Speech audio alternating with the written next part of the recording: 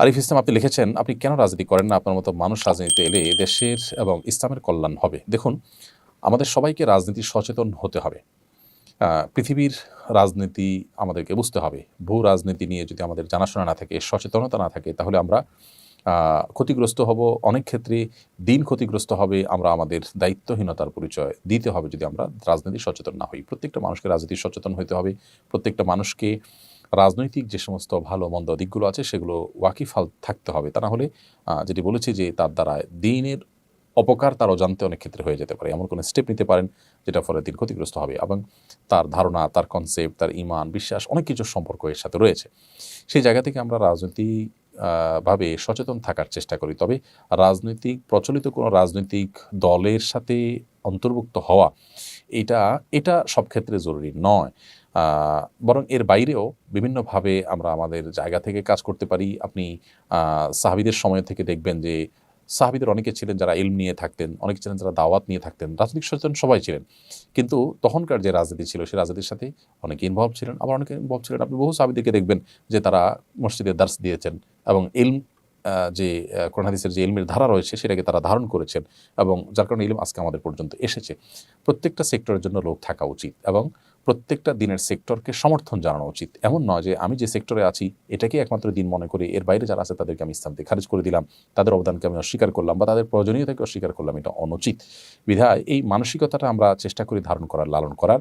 আল্লাহ রাব্বুল আলামিন আমাদের সবাইকে দিন শেষে আল্লাহর দ্বীনকে বিজয়ী করবার জন্য যার যার জায়গা থেকে সর্বোচ্চ ভূমিকা রাখার তৌফিক দান করুন। আমাদের সবাইকে রাজনীতি সচেতন হওয়ার তৌফিক দান করুন এবং আমাদের যার যার জায়গা থেকে যে ভূমিকা আল্লাহর দ্বীনকে বিজয়ী করবে, বুলন্দ করবে, প্রতিষ্ঠিত করবে, কায়েম করবে, তার জন্য আমাদের প্রত্যেককে কাজ করতে হবে এবং আল্লাহর শরিয়ার দ্বারা শাসিত হওয়ার তামান্না আমাদের নিজেদের মধ্যে থাকবে।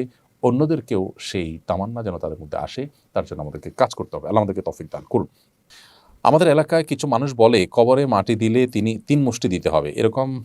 এর কম দেওয়া যাবে না। এটা কি ঠিক? না, এরকম কোনো বাধ্যবাধকতা নেই যে কবরে মাটি ৩ মুষ্টির কম দেওয়া যাবে না, দিলে গুনাহ হবে এমন কোনো কথা নেই।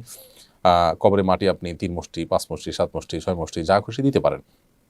এমনকি মুষ্টিতে দিতেই হবে এমন কোনো বাধ্যবাধকতাও নেই। আপনি কোদাল দিয়ে দিতে পারেন, অন্য কোনোভাবে দিতে পারেন। মৃত ব্যক্তিকে দাফন করা ফরজে কিফায়া। সমাজের কিছু মানুষ যদি সেটি করেন, সবার তরফ থেকে সেটি আদায় হয়ে যায়। অতএব মৃত ব্যক্তিকে দাফন করার এই কাজে আপনি শরিক হলেন, একটু মাটি দিলেন, এটা সবের কাজ, সেটা আপনি করেন। বাট আপনার এটা মাথায় রাখা দরকার যে ৩ মুষ্টি দিতে হবে এরকম কোনো বাধ্যবাধকতার কথা কোরআন বা সুন্নাহর কোথাও বলা হয়নি। একের পর এক বিপদ আসতে থাকলে তখন কি কোনো হুজুরের শরণাপন্ন হওয়া যাবে? একের পর এক বিপদ আসতে থাকলে তখন আল্লাহর শরণাপন্ন হবেন, কোনো হুজুরের শরণাপন্ন হওয়া নয়। হুজুর আমাদেরকে বিপদ-আপদ থেকে উদ্ধার করাবার জন্য কোনো আল্লাহর পক্ষ থেকে কোনো অথরাইজড ব্যক্তি না। একজন হুজুর তিনি আল্লাহর কাছে দোয়া করতে পারেন, সেই হিসাবে আপনি আল্লাহর দিকে মনোনিবেশ হওয়ার পাশাপাশি কোনো হুজুর বা কোনো আলেমের কাছে দোয়া চাইতে পারেন যে, ভাই আমার জন্য আপনি দোয়া করেন, হুজুর আমার জন্য একটু আল্লাহর কাছে বলেন। তো আপনি দোয়া করলেন, তিনিও দোয়া করল। তিনি হয়তো একটু আমলদার মানুষ, হয়তো আল্লাহর প্রিয় বান্দা। সেই জায়গা থেকে, সে আশা থেকে, সুধারণা থেকে তার কাছে আপনি দোয়া চাইতেই পারেন। কিন্তু এটাই একমাত্র করণীয় না বা এটা মূল করণীয় না। আপনার করণীয় হবে আল্লাহর কাছে দোয়া করা। হুজুরের কাছে শরণাপন্ন হবেন না, আল্লাহর দিকে আপনি ধাবিত হবেন। আমরা নামাজের মধ্যে বলে থাকি, ইয়াকা না'বুদু ওয়া ইয়াকা নাস্তাঈন। আল্লাহ আপনার কাছে, আল্লাহ আপনারই ইবাদত করি এবং আপনার কাছেই সাহায্য চাই। সো সাহায্য প্রার্থনা হবে বিপদ-আপদে আল্লাহর কাছেই। ক্ষতি না করে অন্যের জিনিস অনুমতি ছাড়া ব্যবহার করা যাবে কিনা? আপনি কারোর জিনিস যদি ব্যবহার করেন, সেটার কোনো ক্ষতি সাধন করলেন না, তাহলে এটা জায়েজ হবে তখন যখন তার অনুমতি আপনি নিয়েছেন।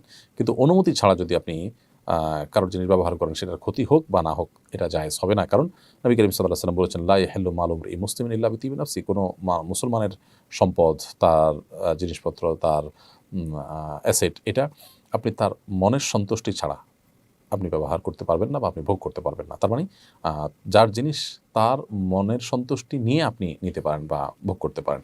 তো এইজন্য জিনিসের ব্যবহার করা এটা এক ধরনের ভোগ। সো এটা অনুমতি ছাড়া করতে পারবেন না। এটা যদি অনুমতি ছাড়া করা জায়েজ হয় তাহলে আ একজনের বাড়িতে আরেকজন থাকলো, ব্যবহার করলো, ক্ষতি তার হলো না। সেভাবে তিনি সেই যুক্তি তিনি ব্যবহার করতে চেষ্টা করবেন, যেটা জায়েজ হবে না আসলে। আনোয়ারুল আমিন আপনি লিখেছেন, দোকান বা বাসা ভাড়া সরকারি রেটের বেশি ভাড়া নেওয়া বা দেওয়া জায়েজ হবে কিনা?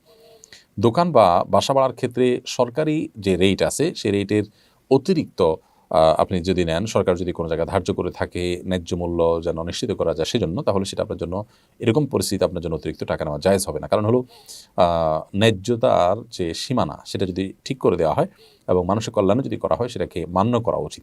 এবং সেটাকে অমান্য করার মানে হলো যে আপনি অনৈতিকভাবে বা অন্যায়ভাবে আ মানুষের কাছ থেকে অর্থ উপার্জন করতে চাচ্ছেন।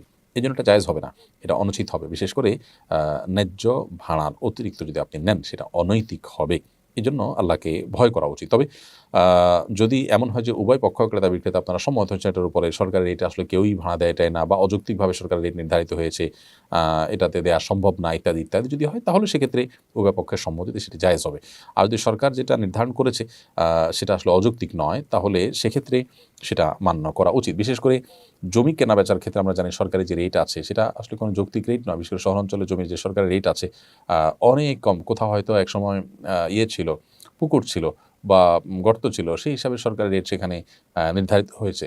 এখন সেটা খুব ভরাট জায়গা, সুন্দর দামি জায়গা, সেটা বহুগুণ বেশি এখন বিক্রি হচ্ছে। এখন কেউ সরকারি দামে কিনতে বা বিক্রি করতে বাধ্য নয়। এরপর প্রশ্ন হলো, বর্তমান পরিস্থিতিতে অনেকে আইন হাতে তুলে নিচ্ছে, যাদের ব্যাপারে মানুষ সংঘবদ্ধ হয়ে আঘাত করছে, তারা জালিম। তবু তারা আইন নিজের হাতে তুলে নেওয়া সংগত হচ্ছে কিনা? কেউ যদি অন্যায় করেও তারপর আইন হাতে তোলা জায়েজ নেই, কারণ এর মধ্য দিয়ে একটা সমাজ বিশৃঙ্খল হয়, এর মধ্য দিয়ে অনেক অন্যায়ের পথ সুগম হয়। আপনি যাকে অন্যায়কারী হিসাবে তার ব্যাপারে শাস্তি দেওয়ার কাজটা করতে যাচ্ছেন, এটা যদি আরেকজনও করে, তাহলে সেক্ষেত্রে ঠুনকো অজুহাতে একজন আরেকজনের শত্রুতা উদ্ধার করা শুরু করবে, সমাজে একটা বাজে দৃষ্টান্ত তৈরি হবে এবং একটা অস্থিতিশীল পরিস্থিতি আসবে। নবী করিম সাল্লাল্লাহু আলাইহি সাল্লাম বিচার করতেন, বিচারের আলোকে শাস্তি কার্যকর হতো। কোরআনের যে বিধান আছে সেই বিধানের আলোকে সাহাবীরা যার যার মধ্যে করে শাস্তি কার্যকর করতেন না, পরে নবী সাল্লাল্লাহু আলাইহি সাল্লামের কাছে আনা হতো, তিনি বিচার করতেন। পরবর্তী সাহাবীরা যখন খেলাফতের দায়িত্ব পেয়েছেন তারা বিচার করতেন, তার আলোকে বিচার করা হতো। তো বিচার, প্রত্যেকটা ব্যক্তি যদি বিচার ভার নিজের হাতে তুলে নেন, তাহলে সেক্ষেত্রে সমাজ বিশৃঙ্খল হবে, যেটা ইসলাম সমর্থন করেন এবং আমাদের জন্য একটা সুন্দর আবাসভূমির পথে যেটা সবচেয়ে বড় অন্তরায়গুলোর একটি। বিধায় কোনো যুক্তিতেই আইন নিজের হাতে তুলে নেওয়া আমাদের জন্য জায়েজ হবে না। এমডি মুখলেসুর রহমান আপনি লিখেছেন, 4 রাকাত নামাজ ভুলে 3 রাকাত পড়ে সালাম ফিরিয়ে ফেললে করণীয় কি? 4 রাকাত নামাজ যদি 3 রাকাত পড়ে সালাম ফিরিয়ে ফেলেন এবং সালাম ফেরানোর সাথে সাথে মনে পড়ে, তাহলে ওই অবস্থা আপনি দাঁড়িয়ে যাবেন, আরও 1 রাকাত যুক্ত করে তারপর শেষে সিজদায়ে সাহু দিবেন। ইনশাআল্লাহ তাতে আপনার সালাত আদায় হয়ে যাবে। যদি সালাম ফেরানোর পর কথাবার্তা বলেছেন, উঠা বসা করেছেন বা সালাত ভঙ্গকারী কোনো কিছু হয়েছে, হাঁটাচলা করেছেন, এরপরে আপনার মনে পড়েছে, তাহলে ওই সালাত পুনরায় আপনাকে আদায় করতে হবে। অর্থাৎ হাঁটাচলা করেছেন, উঠা বসা করেছেন, কথাবার্তা বলেছেন, এরপর আবার 1 রাকাত প্লাস করে সিজদা সাহু দিলে কিন্তু আর হবে না। 4 রাকাত সালাত আদায় করেছেন, 4 রাকাত সালাতকে 3 রাকাত আদায় করেছেন, করে সালাম ফেরানোর সাথে সাথে মনে পড়লো বা সালাম ফিরিয়েছেন, কোনো সালাত ভঙ্গকারী আর কোনো কাজ করেননি, মনে পড়েছে, তাহলে তৎক্ষণাৎ তার সাথে আরও 1টি রাকাত যুক্ত করে সিজদা সাহু দিবেন, সালাত হয়ে যাবে ইনশাআল্লাহু তাআলা। অ্যাক্সিডেন্টের কারণে আমার পায়ে প্লাস্টার লাগানো হয়েছে, এটা ভেজানো যাবে না, এমত অবস্থায় গোসল ফরজ হলে কি করব? অ্যাক্সিডেন্টের কারণে আপনার পায়ে যে প্লাস্টার লাগানো হয়েছে, পায়ে বা হাতে, সেই প্লাস্টার যদি ভেজানো না যায় পানিতে, তাহলে ওখানে প্লাস্টিক দিয়ে বিভিন্নভাবে পেঁচিয়ে তারপর আপনি গোসল করবেন। আর যদি সেখানে প্লাস্টিক দিয়ে পেঁচিয়ে গোসল করলেও পানি লেগে যাওয়ার আশঙ্কা থাকে, তাহলে কোনোভাবে পা কোনো কিছুতে রেখে, উঁচুতে কোনো একটা মোড়াতে বা কিছুতে রেখে এরপর আপনি আলতো করে পানি দিয়ে বাকি শরীর ধুবেন এবং সেই ব্যান্ডেজের জায়গাটা বা প্লাস্টারের জায়গাটা ভিজা হাত দিয়ে উপর দিয়ে আপনি মুছে নেবেন। ব্যাস, তাতে ইনশাআল্লাহ আপনার গোসল হয়ে যাবে। একইভাবে আপনি উযুও করবেন।